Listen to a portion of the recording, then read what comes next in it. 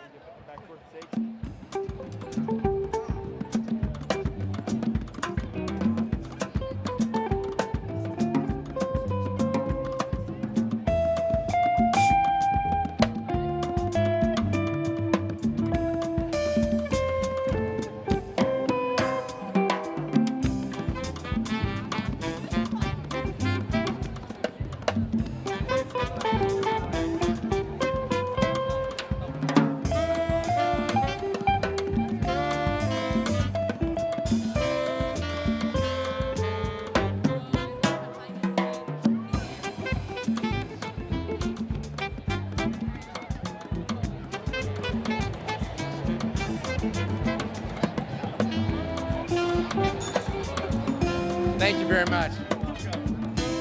Thank you. What's your name? I am. I'm Jordan.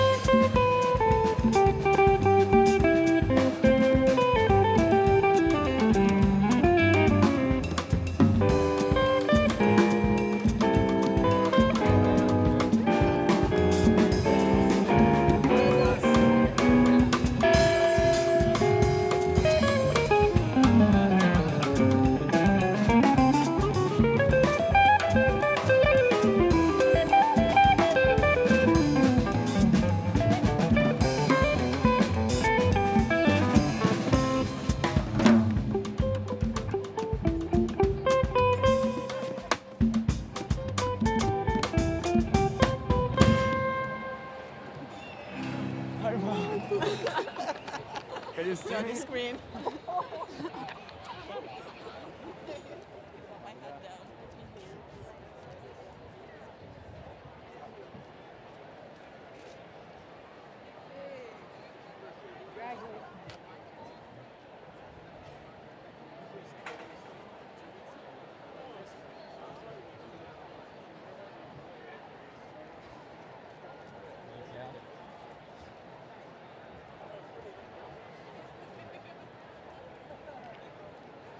Come around you here.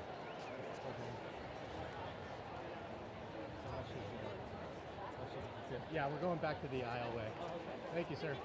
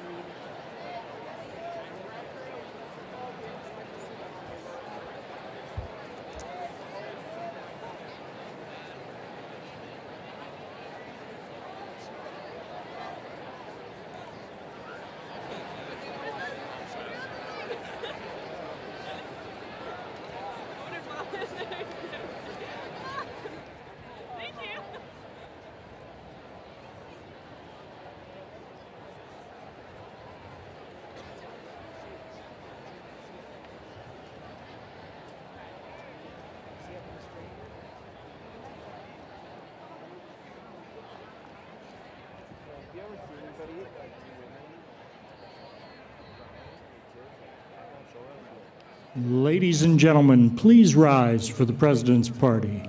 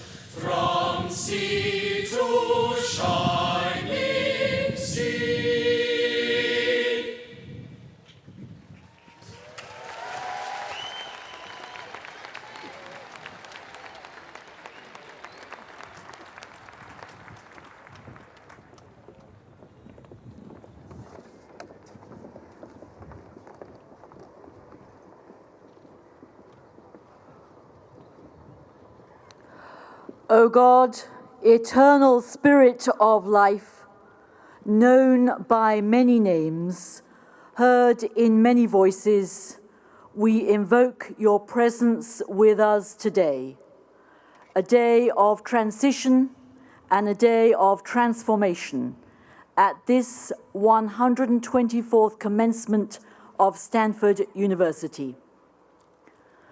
Today we celebrate the accomplishments of those who graduate, who now begin new chapters in their lives, and we invoke your blessing upon them. Today we give thanks for their time in this community and all they have contributed to it, for the families and friends who supported them, for the faculty who taught them, and for all the staff of this great university who ensure its smooth running every day. Today, as each one of us looks to the future, we do so with abounding hope, committing ourselves to make our lives, even in details, worthy of the contemplation of our most elevated and critical hours.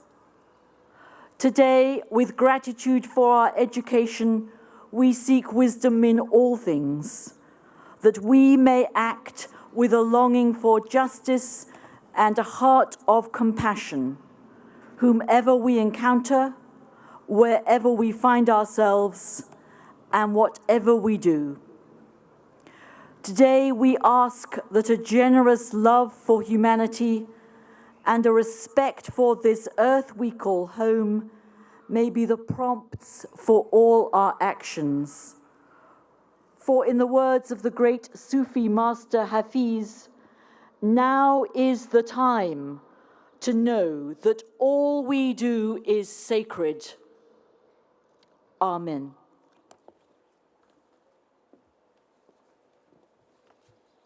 Please be seated.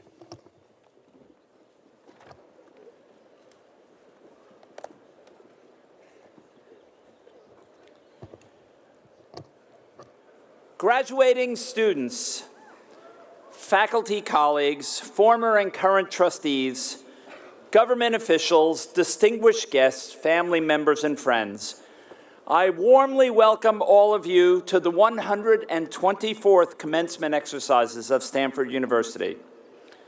A special welcome to our degree candidates from the graduate schools of the university.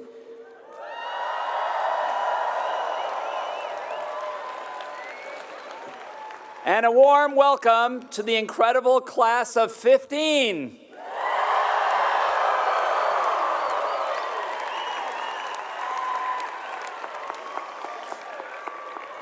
Today, we shall award 1,704 bachelor's degrees,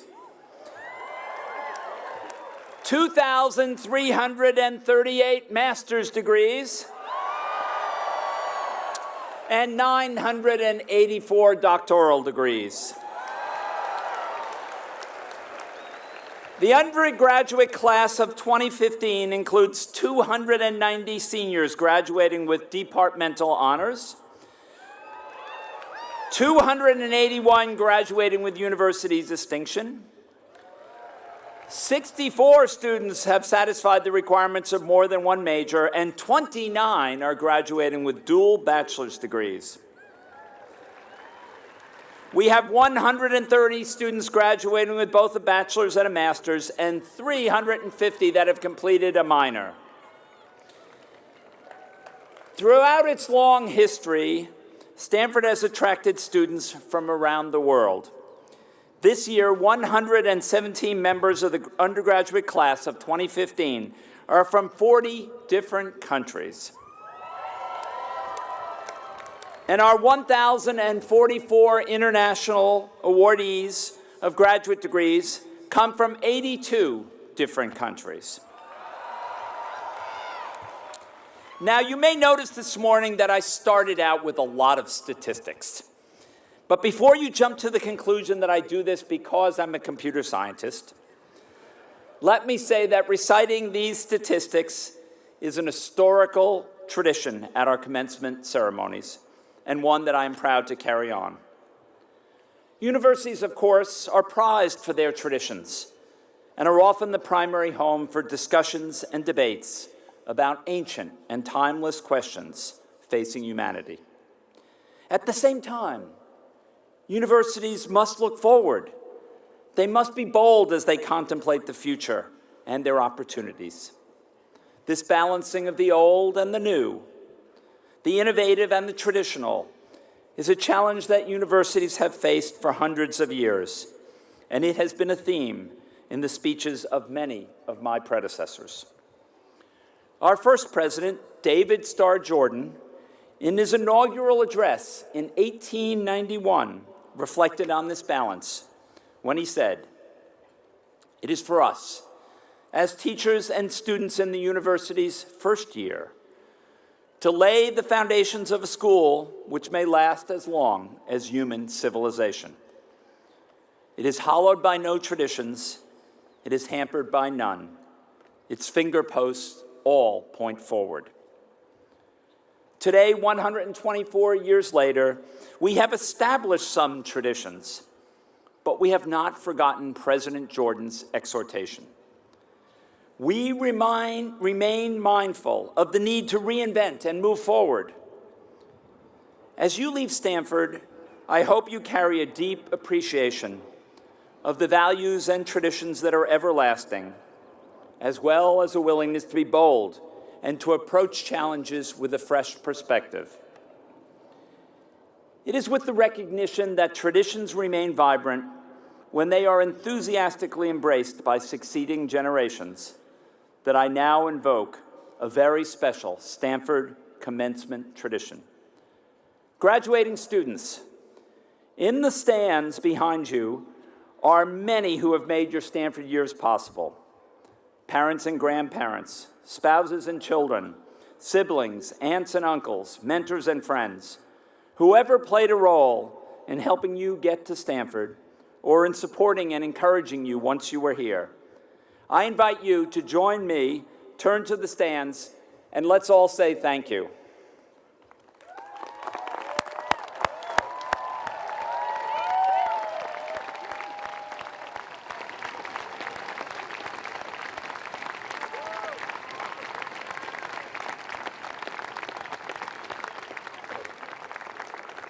Thank you. And now I will turn the program over to Provost John Etchemendy, who will present the winners of university awards.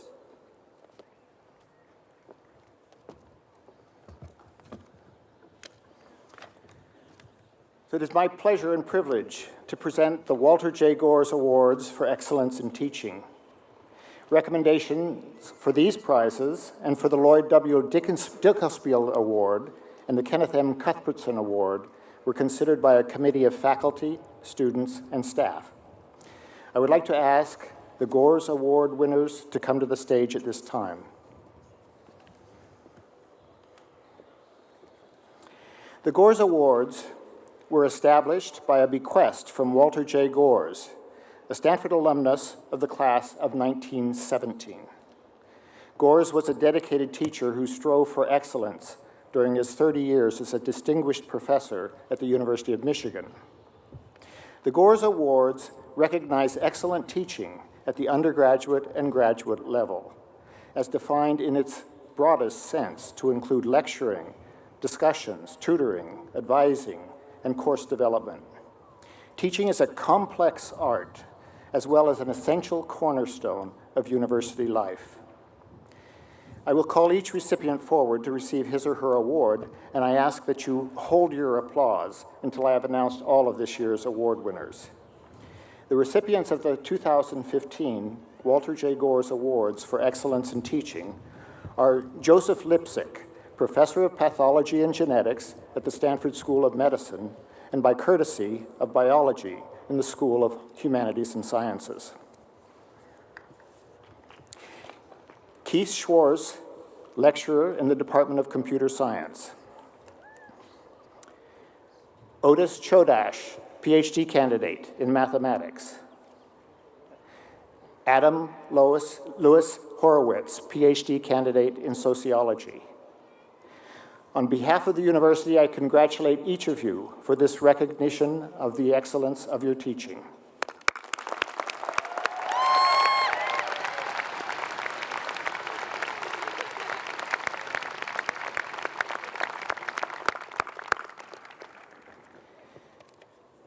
I would like to ask the Dinkelspiel Award winner to come to the stage at this time.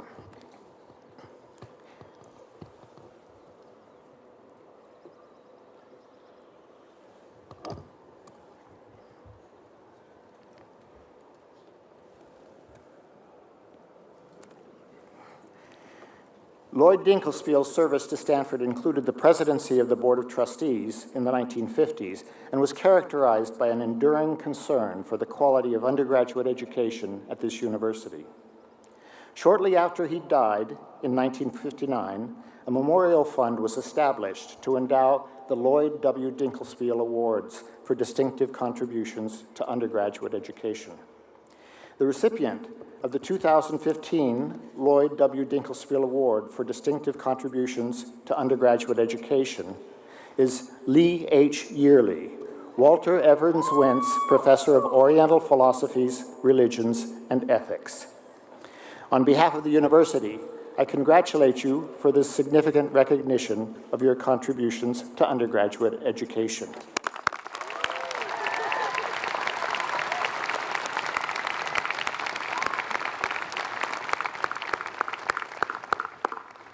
The Gores and Dinkelspiel Awards are joined by a third, the Kenneth M. Cuthbertson Award for Exceptional Service to Stanford University.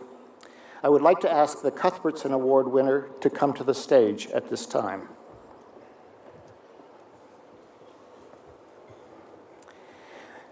This award was established in 1981 to honor the late Kenneth Cuthbertson, one of the early architects of Stanford's long-range financial planning and development programs. The sole criterion of the Cuthbertson Award is the quality of the contribution that the recipient has made to Stanford. This is a fitting, lasting legacy to a man who cared deeply about the university, its values, and whose contributions continue to benefit each and every one of us today. The recipient of the 2015 Kenneth M. Cuthbertson Award for Exceptional Contributions to Stanford University is Michael A. Keller, Ida M. Green, University Librarian, Director of Academic Information Services, founder of Highwire Press, and publisher of Stanford University Press. On behalf of the university, I congratulate you for this distinguished recognition.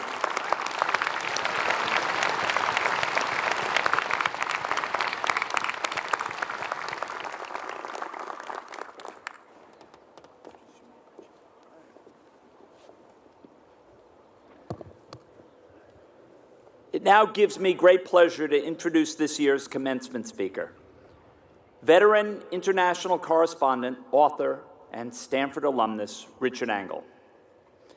From the time of its founding, Stanford University has encouraged its students to put its knowledge to use, to make a difference in the world, and today's speaker has certainly done that. Recognized as one of this country's leading foreign correspondents, Richard Engel has worked endlessly and risked his life to report on conflicts and disasters around the world, from the war in Iraq to the Syrian civil war, to most recently the devastation in Nepal. For almost 2 decades, he has lived in and reported from the Middle East, helping the American public and the world better understand the issues in one of the most complex hotspots.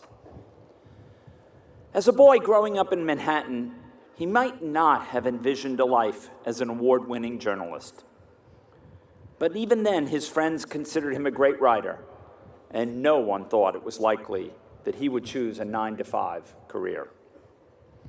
School did not come easily for him. He struggled with dyslexia, but he looked for other opportunities to spread his wings. When he was 13, he attended a wilderness survival program in Wyoming, where, he reported to his parents, he learned a lot about himself.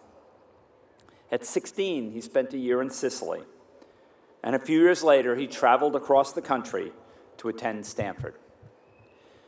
During his time here, he filed the occasional story for the Stanford Daily, but his focus was on international relations rather than journalism. Indeed, he told me last night that his courses in history were the most important preparation for being an international journalist. Let's hear it for history.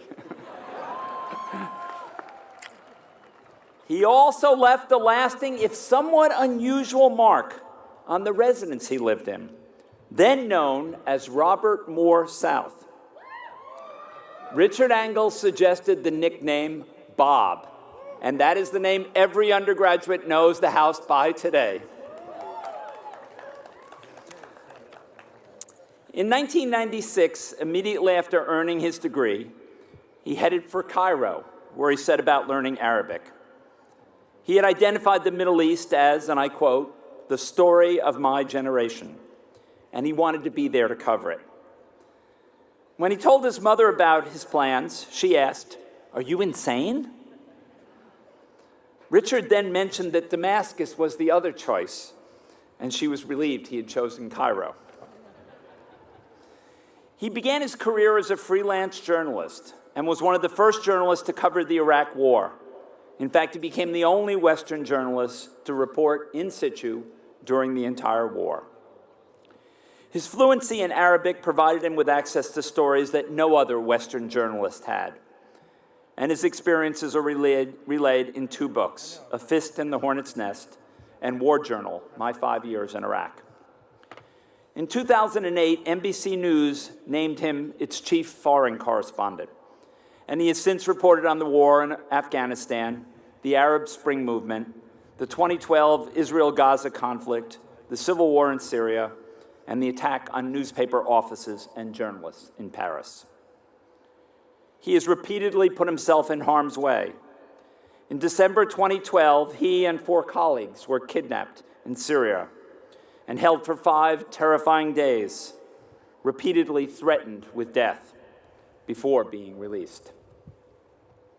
Richard Engel's courageous reporting has earned him numerous honors, including 7 Emmy Awards, an Edward R. Murrow Award, the Daniel Pearl Award, named for another Stanford alumnus, and an award for journalism excellence from the Congressional Medal of Honor Society. He is the only broadcast journalist to be awarded the Med-El Medal for courage in journalism. And recently, he received his second Peabody Award. Passionate, caring, decent, fearless. These are the words that colleagues used to describe Richard Engel. And while few could do this sort of work, Engel said he considers himself, quote, lucky enough to be on the fault line as history shifts and moves. That desire to bear witness and help us all understand the historic implications of events occurring halfway around the globe distinguishes Richard Engel's journalism. He is a global citizen in every sense of the term, and through his reporting, he has made a profound difference on our world. We are very privileged to have him here today. Please join me in giving a warm welcome to one of Stanford's own, Richard Engel.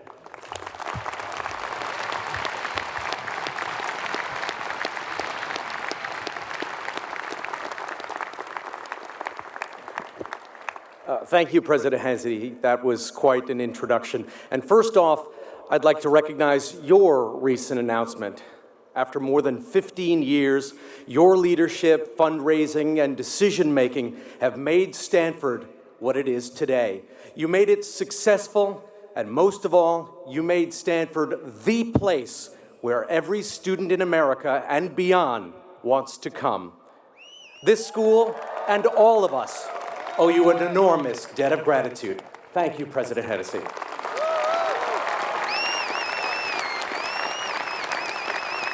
And to you, the graduating class of 2015, what an entrance.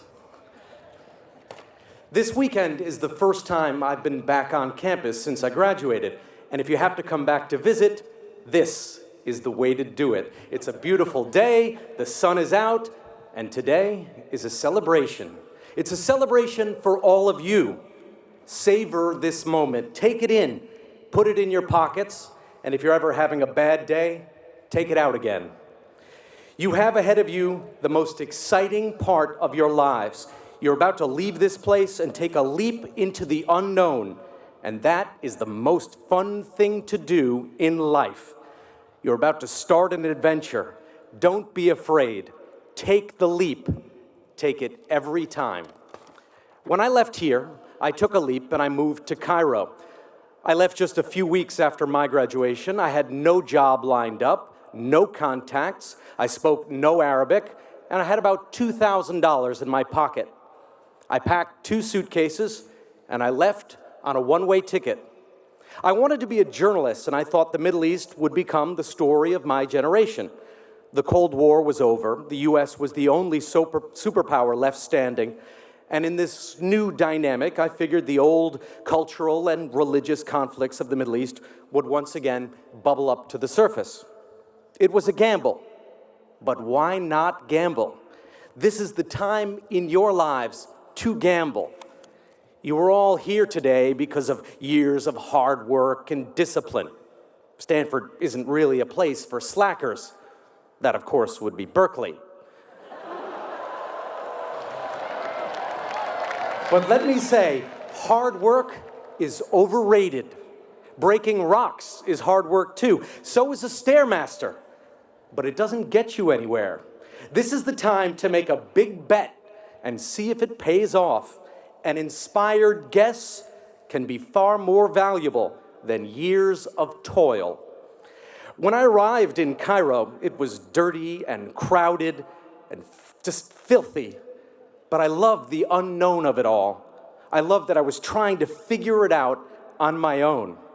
I rented a very cheap apartment. It cost me about $100 a month, and you get what you pay for.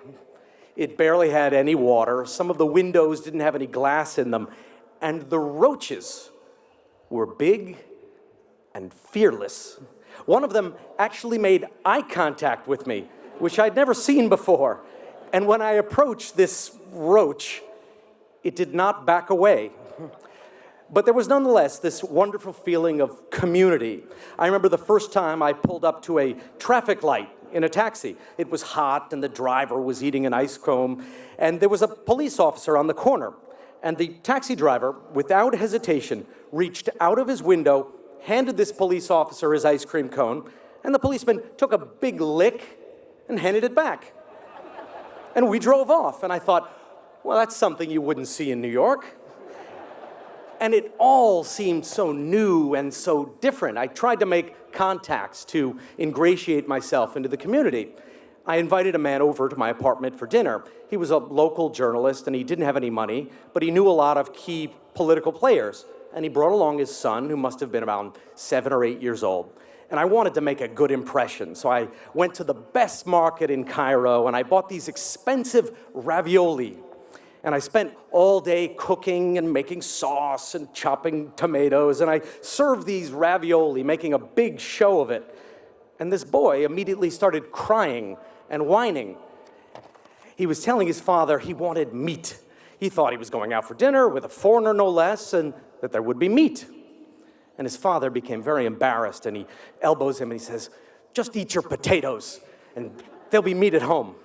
And it sort of continued like that. Within a short time of my arrival, I was being followed by the local police. Thankfully, the intelligence agents were pretty easy to spot. One actually wore sunglasses and a black leather trench coat in the middle of the summer. And he would sort of follow me, darting around buildings. It was kind of comic. And the intelligence services would bug my phone. And I could actually hear them coughing in the background. Surveillance was pretty low tech then. And I tried to talk to the people who were listening on the line, "Ahmed, is that you?" But they would always hang up. I didn't let it bother me. Sometimes you just have to roll with it and put yourselves in situations where you don't know what's going on and let your brain sort it out. It will. And that's the fun part, the constant learning, the new sensations, the new places, and the new risks. And this is what all of you have to look forward to after today. Classes are over. Now is the time to travel, to explore, to take chances, to fall in love easily and often, to seek out all that is beautiful, inspiring, and romantic. Now is the time to do that one thing you really want to do. Be careful, of course, don't be naive. But if you don't take risks and go beyond your comfort zone, you won't continue to expand your minds. My adventure, my risk, began after graduation, and it was to go to the Middle East and try and build a life there. I chose the Middle East because I thought it would be the place where I could ride the train of history. I wanted to be a journalist because I thought it would allow me to sit in the front car of that train, standing shoulder to shoulder with the conductor, taking pictures and asking questions, poking around the engine rooms, instead of just standing on the tracks and watching the train pass me by. For most of the past 20 years, I've been riding that train through difficult patches. Mainly, I've been reporting on wars. I don't do it because I like wars. In fact, I hate them. With each one I cover, I hate them more. I hate the suffering, I hate the violence, but I go to war because it's revealing. Like scientists smash atoms together to understand their components and maybe understand the universe, war exposes everything. If you want to understand war, think of a car crash. Imagine a bus slamming into a car at an intersection. It's not a pleasant thought, and I'm sorry to put it in your heads today of all days, but hang with me for a second. In that terrible moment, you can see the entire range of the human experience. Maybe someone's dead, maybe someone else is injured, maybe an ambulance is coming. If not, why not? Maybe you see someone in the street rushing in to help. Perhaps someone else is rushing away, pushing someone down as he escapes. It's all right there. The horror, the heroism, the twisted machines, the courage and the cowardice, lives changing, intersecting, and ending, all in a single climactic moment. Now, imagine two nation states, or just as likely these days, two ethnic or religious groups smashing into each other. That's war. Everything is laid bare. I go to war zones not because I like the violence, but I hope by watching the crucible and fearing it, maybe we can understand our humanity a little better and perhaps even improve our societies. Watching wars hasn't always been easy. I've been accused of being a spy. I've been deported, arrested, and kidnapped. I've been shot at a lot. And I've seen the rise of terrorist groups like Al-Qaeda and ISIS. The train of history has been bumpy as it's rumbled through the Middle East. It still is.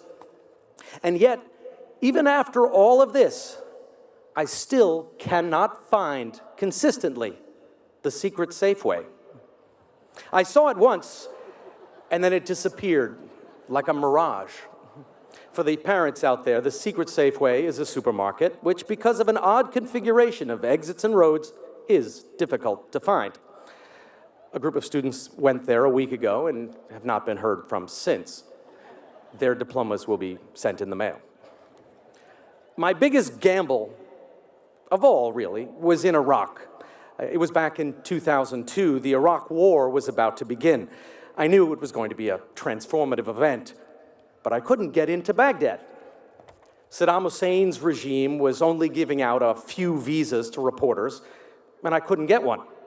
The regime was giving out visas for human shields, people, preferably Americans, who were willing to go to Iraq, and I kid you not, volunteer to be human shields for Saddam Hussein's regime. I thought, I'll get one of those. The idea was for us, the shields, to chain ourselves to Saddam's oil facilities or airports to make it more difficult for the US military to bomb. I had no intention of being a human shield, but it was the only way I could see to get into Baghdad. So I took $20,000 in cash, strapped it to my ankle, went to Baghdad, and began my short career as a human shield. It was very short. I immediately went into hiding. I didn't show up for my human shield responsibilities. Instead, I waited for the war to begin, secretly moving from hotel room to hotel room. I was waiting for the train of history to rumble through Baghdad. And boy, did it ever. It hasn't stopped. Now, all of you have to decide what your adventure is going to be. You have to figure out where the train of history is heading next and where you can get on it. And if you can do that, if you can guess the train's next station, I guarantee you will be successful. The journalists here will know where to go. The entrepreneurs will know where to invest. The artists will know what to comment on. The scientists will know what to invent.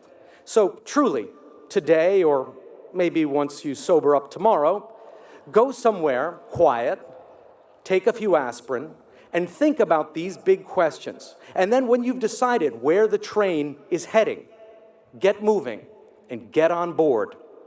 I have a few suggestions you might want to consider. I believe 3 things will shape your times: massive urbanization, climate pressure, and communications technology. They are already coming together to make a very explosive cocktail. Take Cairo again. There are now about 18 million people living in Cairo. It's poor, the infrastructure is crumbling, and now with smartphones, everyone can communicate and commiserate. What happens when Cairo grows to 25 or 30 million, and the air is even more polluted and communications are even more advanced? Will it be more or less stable? I think it will be far more volatile, and the same can be said of dozens of other big cities. I suspect there will be a growing tendency for fast revolutions with short fuses and for strongmen to emerge, promising stability in exchange for their citizens' rights. It's a Faustian bargain. Beware of it. You are in for a rough road, but in the end, that's part of the excitement too. The unknown awaits, and you are in the best position of anyone in the world to experience it. You are about to receive a fantastic degree. You have youth in abundance, and there's nothing else in the world worth having. You have smarts, so don't squander it all, chasing the mundane allures of money and comfort. Please, please don't go get desk jobs. Try something new, then try it again. And finally, never forget to be amazed. I was in Libya a few years ago covering the fall of Muammar Gaddafi, who may have been the strangest person I've ever met. I was in Tripoli broadcasting the news, but what viewers at home didn't see was that as the city was falling to US-backed rebels, I slipped away with my team for a little break. We escaped the mayhem of the war to visit the ancient city of Subratha, which is right on the Mediterranean coast. There was no one else there, not even a guard. It was silent, except for the splashing of the Mediterranean. We let ourselves into the archaeological park, and it was this abandoned city, and we wandered around. We wandered around these ruins to gods long since forgotten, and some of them were actually submerged underwater. We stripped down to our underwear, climbed on top of the column bases, and dove right off of the ruins into the sea. It did wonders for us. I felt completely rejuvenated. It was as if the water was some fountain of life. The war in Libya no longer seemed to be about Gaddafi or NATO or the bombs. I felt connected to the ancient land. I felt connected to history. I felt like my gamble to see the world up close and to try to understand it as best I could had finally paid off. After the swim, we went back to work. Our bosses hadn't missed us. We got away with it. We stole a drink of inspiration from the middle of a war. Always look for opportunities for inspiration. Never miss a chance to see something new or to live your lives all the way up. You have eyes to see, legs to move you, and hands to grab, so use them to grab life by the neck. Technology is wonderful and powerful and efficient, but there's no app for inspiration. Don't let a 4-inch screen narrow your vision. Open your eyes wide enough to let the entire world come in. Thank you, class of 2015, for letting me talk to you for a few minutes. You have so much to look forward to. Your adventures are about to begin. And don't forget to thank your parents today. This is a very special day for them as well. Thank you, and congratulations.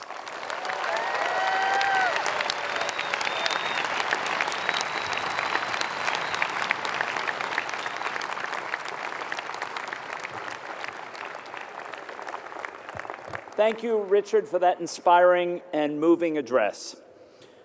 Will the Provost please come forward to present the candidates for degrees?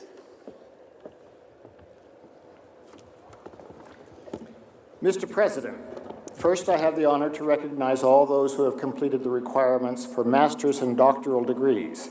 They will be presented to you by the deans of their schools.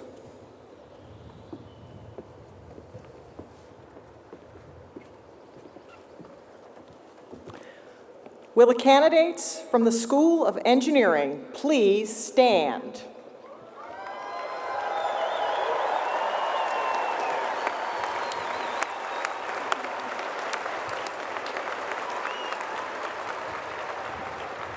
Mr. President, I present to you those who have completed the requirements for the degrees of Master of Science, Engineer, and Doctor of Philosophy. Thank you, Dean Drill, and may I welcome you to your first commencement as our new Dean of the School of Engineering.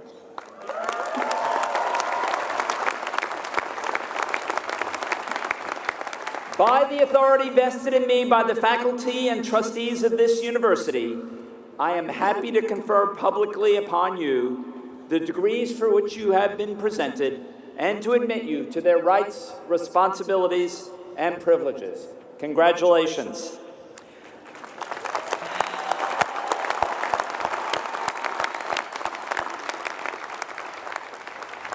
Will the graduates from the School of Engineering please be seated?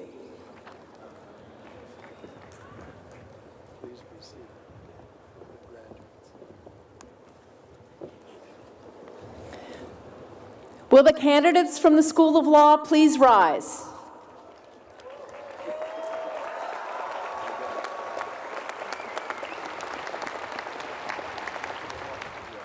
Mr. President, I present to you those who have completed the requirements for the degree of Doctor of Jurisprudence, Master of the Science of Law, Doctor of the Science of Law, and Master of Laws. Thank you, Dean McGill. By the authority vested in me by the faculty and trustees of this university, I am happy to confer publicly upon you the degrees for which you have been presented and admit you to their rights, responsibilities, and privileges. Congratulations.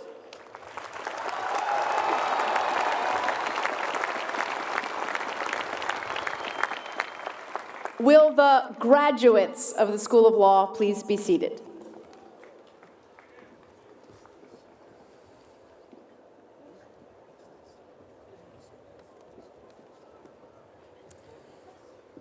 Will the candidates from the Graduate School of Education please stand?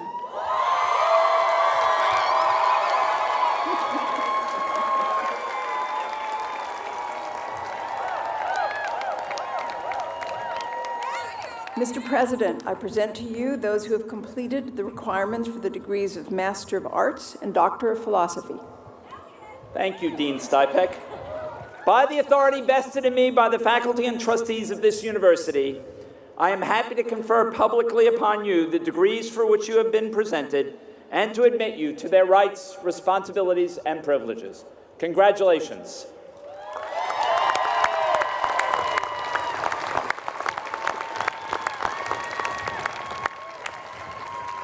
Will the graduates from the Graduate School of Education please be seated?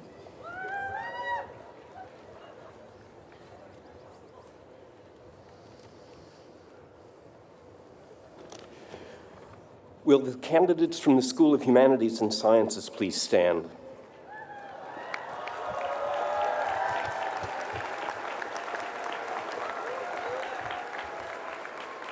Mr. President, I present to you those who have completed the requirements for the degrees of Master of Arts, Master of Liberal Arts, Master of Science, Master of Fine Arts, Doctor of Musical Arts, and Doctor of Philosophy. Thank you, Dean Saller. By the authority vested in me by the faculty and trustees of this university, I am happy to confer publicly upon you the degrees for which you have been presented and to admit you to their rights, responsibilities, and privileges. Congratulations.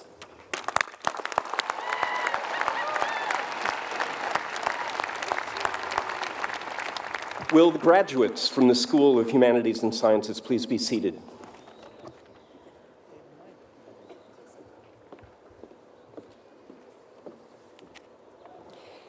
Will the candidates from the School of Earth, Energy, and Environmental Sciences please stand?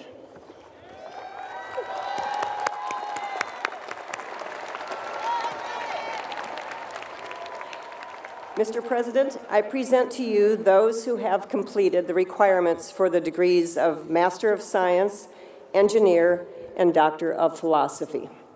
Thank you, Dean Mattson. By the authority vested in me by the faculty and trustees of this university, I am happy to confer publicly upon you the degrees for which you have been presented and to admit you to their rights, responsibilities, and privileges. Congratulations.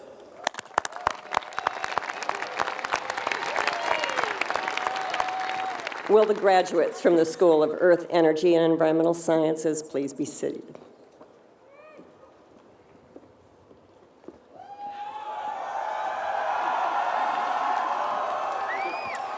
Will the candidates from the Graduate School of Business please stand?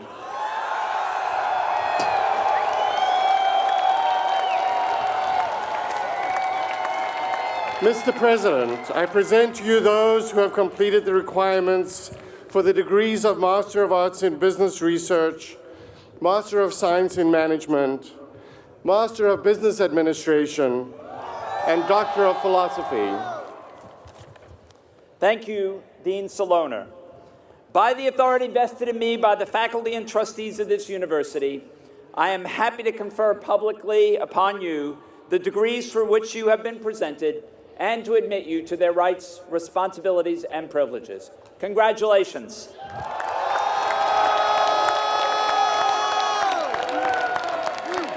Will the graduates from the School of Business please be seated?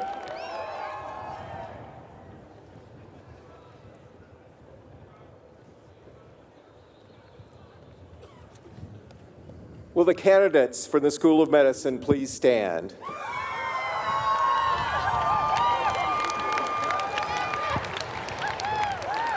Mr. President, I present to you those who have completed the requirements for the degrees of Master of Arts, Master of Science, Doctor of Medicine, and Doctor of Philosophy. Thank you, Dean Minor. By the authority vested in me by the faculty and trustees of this university, I am happy to confer publicly upon you the degrees for which you have been presented and to admit you to their rights, responsibilities, and privileges. Congratulations.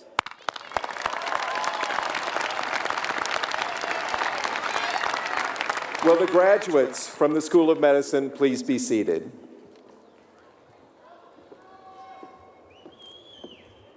Now, Mr. Provost, have we forgotten anyone? What, wasn't that enough? Oh, wait.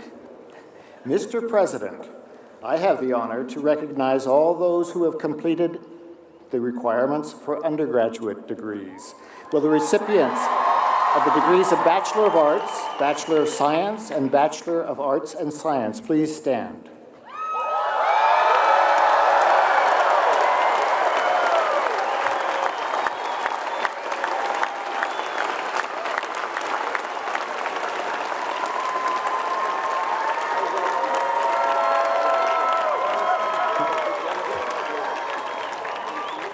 Mr. President, I present to you those who have completed the requirements for the Bachelor of Arts, the Bachelor of Science degrees, and the Bachelor of Arts and Sciences degree. Thank you, Provost Etchemendy. By the authority vested in me by the faculty and trustees of this university, I am happy to confer publicly upon each of you the bachelor degree and admit you to its rights, responsibilities, and privileges. Congratulations.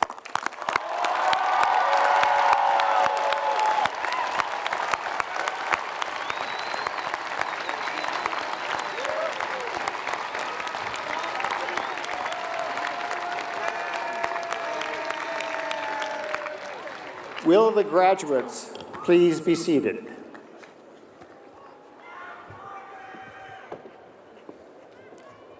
Graduates of Stanford University, on behalf of all members of the Stanford family, I congratulate and commend you. Today is a day of celebration. But before we close, I would like to reflect for a few minutes on the phrase that you heard several times this morning. As each group of students was presented to me for the conferral of degrees, I responded by admitting you to the rights, responsibilities, and privileges associated with a degree from Stanford University.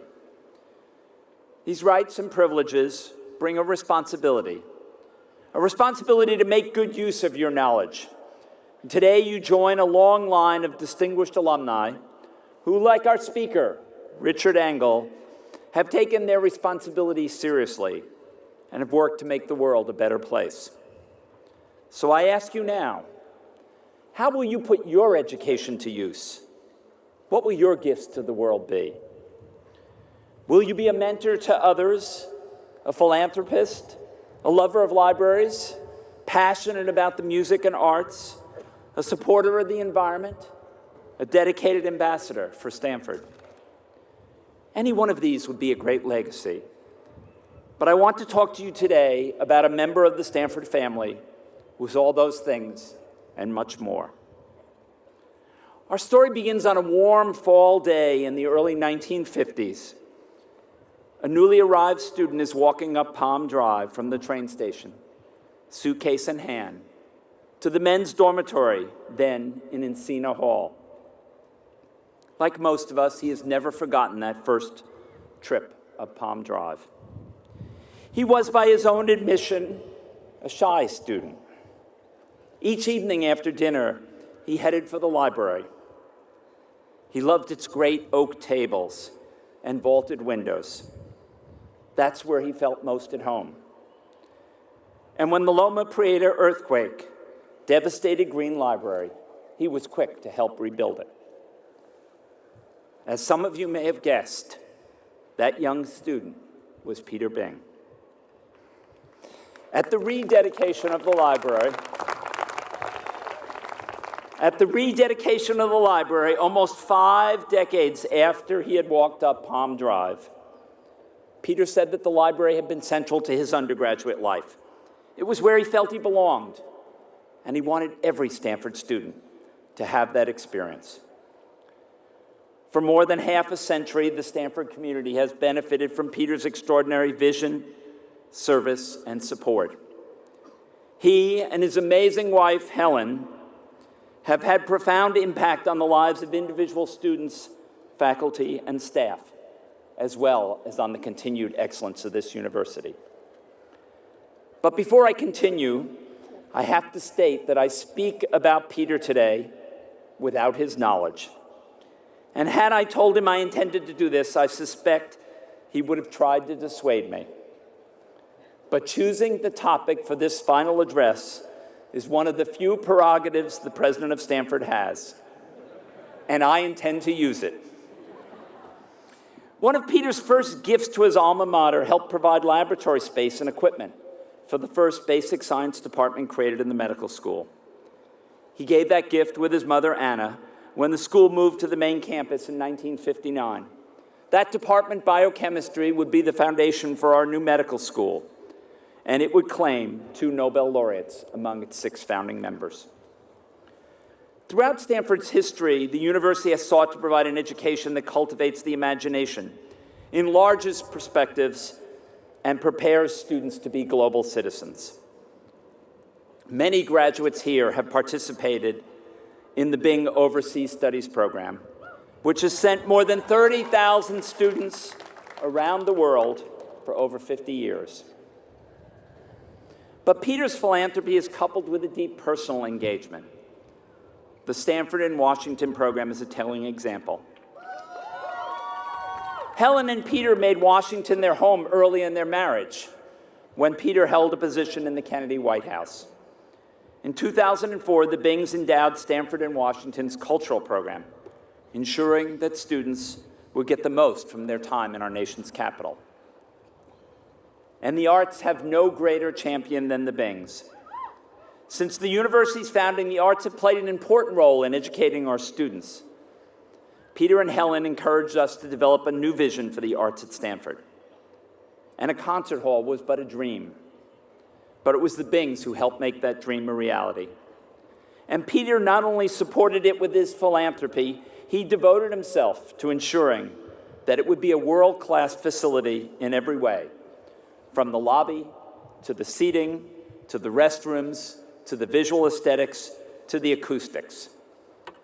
But Peter's real gift to Stanford is the many ways he strengthens our community. He and Helen understand the importance of each generation guiding the next. They've provided support for faculty and students, endowing fellowships, scholarships, and professorships.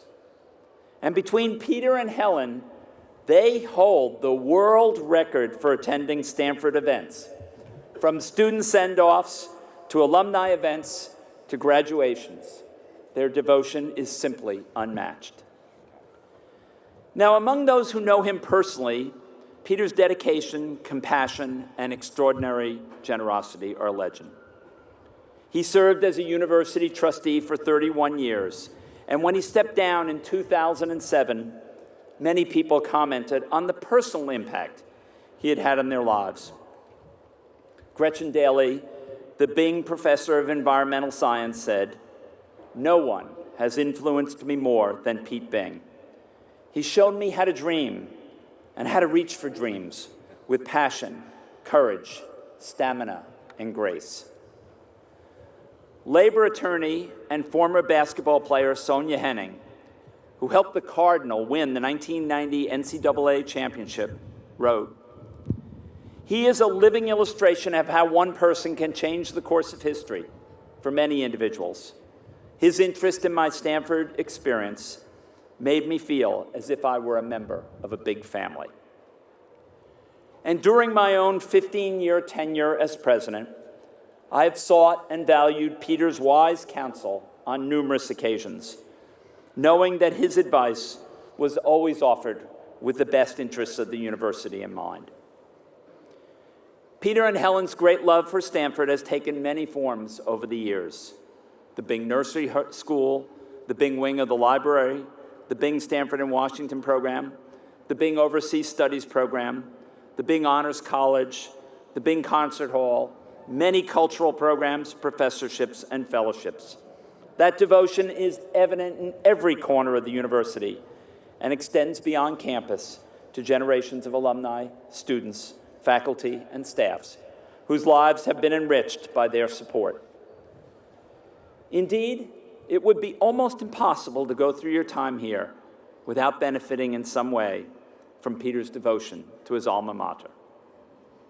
Now, I know that of all the thank yous that Peter and Helen have received, the ones that matter the most are simple notes and letters from students whose time at Stanford has been enhanced by their dedication and generosity. It is, however, a rare opportunity that I have today with thousands of graduates and tens of thousands of their friends and families in the stadium, and with Peter and Helen both present. Won't you all join me in a show of appreciation for everything that Peter and Helen Bing have done for Stanford and its students for the past 5 decades?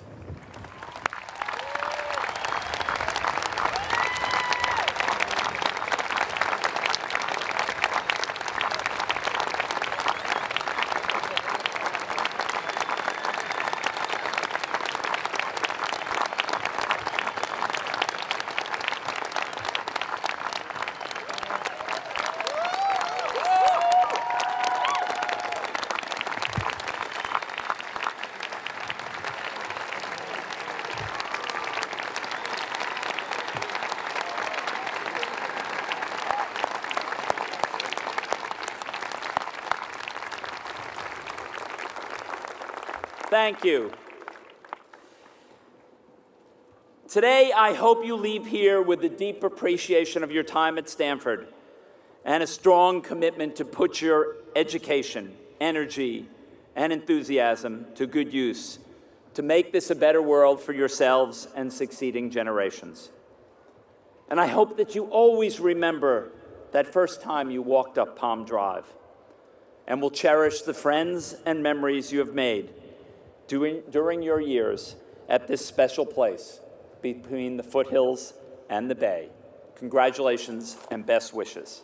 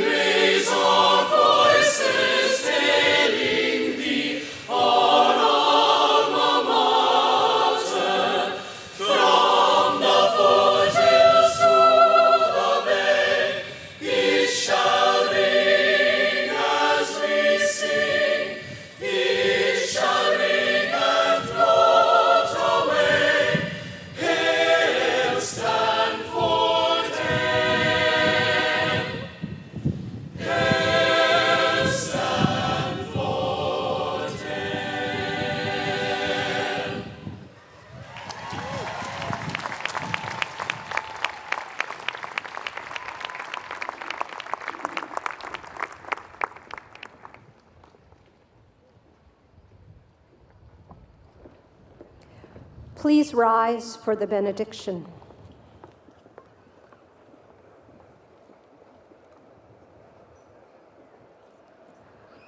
accomplished graduates of the class of 2015, proud family and friends, you were invited to enter the Stanford community because of your promise, your intellectual gifts, your curiosity, your leadership, your engagement in learning.